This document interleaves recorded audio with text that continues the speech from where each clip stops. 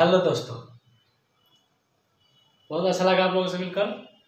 आज हम लोग बात करने वाला है प्रबंध की प्रकृति एवं महत्व। समझ रहे हैं ना, बिजनेस स्टडी है इंटर का, तो इसके बारे में ज़्यादा बताने की जरूरत नहीं पड़ेगी। आइकम का हम बिजनेस स्टडी का अध्याय नंबर 1 लेकर आए हैं, अध्याय 1 लेकर आए हैं। ठीक है, इसमें हम जानेंगे प्रबंध का सबसे पहले परिभाषा। ठीक है, परिभाषा तो आप लोग जानते ही होंगे, हम भी बता देते हैं। नहीं जानते होंगे तो बहुत अच्छी बात है, अच्छी बात नहीं है भाई, सुनकर जान लीजिए। देखिए, प्रबंध के आप इस प्रकार भी इसको परिभाषित कर सकते हैं। प्रबंध एक ऐसा व्यावसायिक पर्यावरण बनाने की प्रक्रिया है जिसमें किसी कार्य को करने की कुशलतापूर्वक एवं प्रभावी ढंग से कार्य के समूह के साथ अपने व्यवसाय के चुनिंदा लक्ष्य को प्राप्त करता है, वही प्रबंध कहलाता है। ऐसे भी बोल सकते हैं कि प्रबंध एक ऐसा कला है जो किसी कार्य को कुशलतापूर्वक प्रभावपूर्ण के तरीके से, जैसे मतलब कार्यों के समूह, जैसे जिसमें आ जाता है नियोजन, संगठन और निर्देशन, और आता है नियंत्रण और नियुक्तिकरण। इन सभी के साथ मतलब मिलकर जो अपने चुनिंदा लक्ष्यों को प्राप्त करता है वही प्रबंध कहलाता है। ठीक है, अब देखिए प्रबंध की विशेषता, तो ध्यान से देखिएगा। प्रबंध की विशेषता में हम कुछ मुख्य लिखा, 4 ही लिखा है, आप लोग अलग से मतलब अपने तरफ से समझा देंगे, आप लिख लीजिएगा कि प्रबंध एक उद्देश्य प्रधान प्रक्रिया है। प्रबंध एक उद्देश्य प्रधान प्रक्रिया है।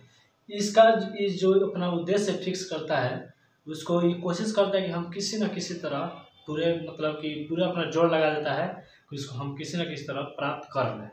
ठीक है, अब देखिए दूसरा कार्य, प्रबंध एक सामूहिक क्रिया है। जाहिर सी बात है कि किसी भी काम को करने के लिए अकेला बहुत ऐसे कम ऐसे काम है जिसमें अकेला व्यक्ति कर लेता है, नहीं तो बहुत का सभी कार्यों में कम से कम 2 या 2 से अधिक व्यक्ति लगते हैं। तो इस प्रकार से आप ये समझ सकते हैं कि प्रबंध एक सामूहिक क्रिया है, यानी इसमें अनेक लोग मिलकर कार्य करते हैं। अब देखिए प्रबंध एक सामाजिक क्रिया है। देखिए प्रबंध एक सामाजिक क्रिया भी है।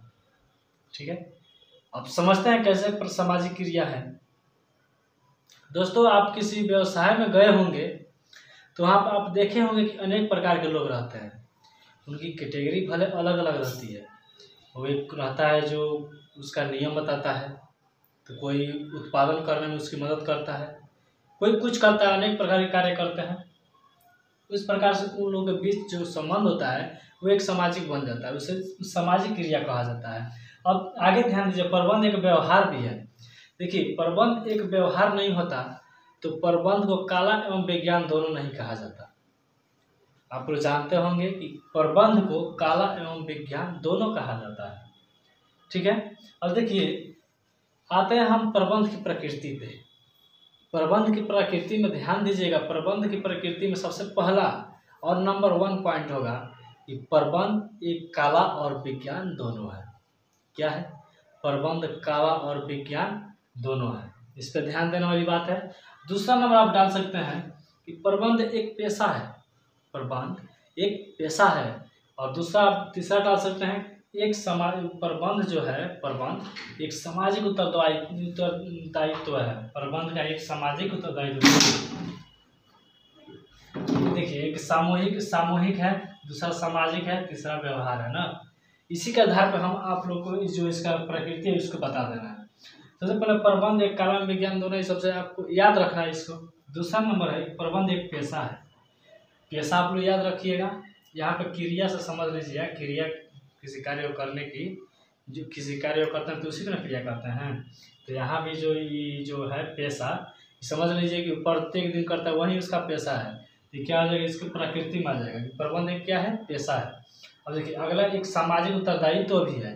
प्रबंध एक सामाजिक उत्तरदायित्व भी है। तो आप देखिए सामाजिक क्रिया है और सामाजिक उत्तरदायित्व, बस इसी में मिला देना है। अब देखिए 2 आपका प्रकृति भी तैयार हो गया। अब आगे देखिए प्रबंध का जो स्तर होता है 3 स्तर होते हैं। कितना स्तर होता है? 3 स्तर होता है। पहला जो स्तर होता है उच्च स्तरीय होता है, दूसरा मध्य स्तरीय होता है और तीसरा निम्न स्तरीय होता है। उच्च स्तरीय में बड़े बड़े कर्मचारी लोग होते हैं और निम्न स्तर जैसे मान लीजिए कि एक उच्च स्तरीय में मान लीजिए प्रबंधक हो गया, प्रबंधक नहीं, मान लीजिए कि रोड बनाने वाला जो मेन विधायक होता है जिसके पास पैसा आता है, जानते होंगे ना, उन्हीं को मान लीजिए। और देखिए उनके बाद कर्मचारी लोग होते हैं जो पैसा भी इधर उधर डील करते हैं और तीसरा नंबर ठेकेदार लोग होता है जो काम कराता है भाई, ठीक है। तीसरा नंबर ठेकेदार में मतलब जो आदमी उत्पादन करता है वस्तु को या रोड बनाने के लिए जो जाते हैं तगाड़ उंगली पर रखे हुए, उन लोगों को भी हम क्या कर सकते हैं, निम्न स्तरीय में ले सकते हैं। चलिए ज़्यादा समय नहीं है, बहुत कम समय में। अब देखिए इसका कार्य, प्रबंध का कार्य कुछ मतलब मान लीजिए कि ये जो प्रबंध का कार्य जो होता है वो निम्न प्रकार होता है, जैसे कि नियोजन, संगठन, नियुक्तिकरण, नियंत्रण एवं निर्देशन। इन सभी के आधार पर प्रबंध का कार्य होता है। प्रबंध में देखिए, प्रबंध कोई भी कार्य करता है सबसे पहले उस पर नियोजन में समझ रहे हैं, प्लानिंग समझ रहे हैं ना, प्लानिंग पहले उस पर उसका बारे में सोचता है कैसे करना है, किस प्रकार से करना है और कब करना है और कहाँ करना है। नियोजन में समझता है। संगठन में देखिए, आप संगठन का मतलब समझ रहे हैं, 2 से अधिक व्यक्ति, 2 से मान लीजिए हम हैं और आप हैं तो 2 आदमी में संगठन हो सकता है, और हम लोग अधिक भी व्यक्ति रहेंगे तो उसमें संगठन हो सकता है। बस उसी को ज़्यादा दिमाग लगाने की जरूरत नहीं है, बस इसी पर ध्यान देना है। नियुक्तिकरण से आप क्या समझते हैं? मान लीजिए कि अभी हम लोग पढ़ते हैं, ठीक है, हम लोग पढ़ते हैं तो कॉपी हम लोग सब कोई लिखते हैं, लेकिन ये बताइए कॉपी सब कोई बना सकता है? नहीं बना सकता। बहुत अच्छे, कॉपी वही बना सकता है जिसके पास मशीन होगा, ठीक है, जिसके पास क्या होगा? मशीन होगा। कॉपी बनाने वाला मशीन होगा, कूट उट क्या डालकर उसमें बनाया जाता है। कुछ पुराने जो बुक होते हैं, मतलब पेपर वेपर होता है, उसको गला कर भी बनाया जाता है। तो उस पर मशीन होगा हमारे पास, उसको करने के लिए अलग से आदमी को लगाते हैं ना, तो बनता है। अब देखिए मान लीजिए कि अब हम आप लोग को पढ़ा रहे हैं, अब हमको कोई कहे कि भाई पढ़ाना छोड़ दो, चलो पेपर बेचो, तभी हम बेचेंगे? हम कहेंगे अरे भाई पढ़ा रहे हैं, पढ़ाने दो पहले, बाद में सोचा जाएगा जो होगा सो।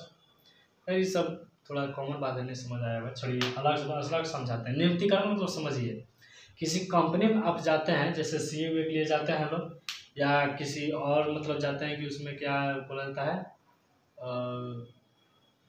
इंटरव्यू देने जाते हैं, तो उसमें बात करते करते आपको था है कि आप किस कैटेगरी के लायक हैं। मेरा मतलब कैटेगरी मतलब उस कैटेगरी मत समझ जाइएगा, इसमें व्यवसायिक मतलब कि नियुक्तिकरण करने जा रहे हैं, तो इसमें देखें कि आप उच्च पद के लिए हैं कि निम्न की मतलब मध्य पद के लिए हैं या निम्न पद के लिए हैं। आपके इंटरव्यू के द्वारा तय करता है कि आपको किस कैटेगरी में डाला जाए, ठीक है। उसी प्रकार अब नियंत्रण, देखिए सब कुछ आप सही कर रहे हैं, सब कुछ सही कर रहे हैं कि उस पर ध्यान नहीं दीजिएगा। नियंत्रण मतलब वही ध्यान देना, आप ध्यान नहीं दीजिएगा कि कौन क्या कर रहा है, तब बताइए काम अच्छा से होगा? नहीं होगा। कोई इधर करेगा, कोई उधर करेगा, भाई ये कौन मारे, कोई आ रहा है देखने, जैसा पाओ वैसा कर दो, करता है अधिक लोग, लेकिन ऐसा नहीं, उस पर नियंत्रण भी रखना जरूरी है। और अंतिम है निर्देशन भी देखिए, किसी भी कार्य को डायरेक्शन के अतिरिक्त मतलब कि अंतर्गत किया जाए तो बहुत अच्छा होता है। मान लीजिए हमको कोई काम करना है, तो सबसे पहले हम जानते होंगे तो कर देंगे, लेकिन कोई हमसे बड़े बुजुर्ग हैं तो उनसे राय तो जरूर लेते हैं, कहेंगे ऐसे ऐसे करो, तो ऐसे किया जाता है कि नहीं किया जाता है। मान लीजिए आप पहली बार रोटी पकाने गए, ठीक है, आप रोटी पकाने गए तो आप रोटी ऑटोमेटिक पका लेते हैं? नहीं, कोई बताने वाला होता है, या माँ बताती होगी या कोई और बताते होंगे कि नहीं ऐसे ऐसे करो, तब आप समझ गए होंगे, बड़ी बात है। चलिए छोड़िए, ये आपका क्या हो गया, कार्य हो गया। अब देखिए मतलब जो प्रबंध होता है, या इसका मतलब कि यह क्या चाहता है, प्रबंध चाहता है कि आदर्श जो मतलब कि आदर्श जो प्रबंध होता है वो चाहता है कि हम कम से कम लागत में हम सबसे अधिक से अधिक प्रॉफिट कमा लें। ये क्या है, कुशल प्रबंधक का चाहत है कि भाई हम थोड़ा सा, देखिए ये मार्कर है, वो सोचेगा हम इतना ढक्कन इसका डालें और पूरा मार्कर पा जाए। समझ रहे हैं, मतलब कि थोड़ा सा इन्वेस्ट करें और अधिक से अधिक हम क्या करें, प्रॉफिट पा जाए। यह कुशल प्रबंधक सोचता है। ठीक है, चलिए मिलते हैं अगले वीडियो के साथ। जय हिंद, जय भारत।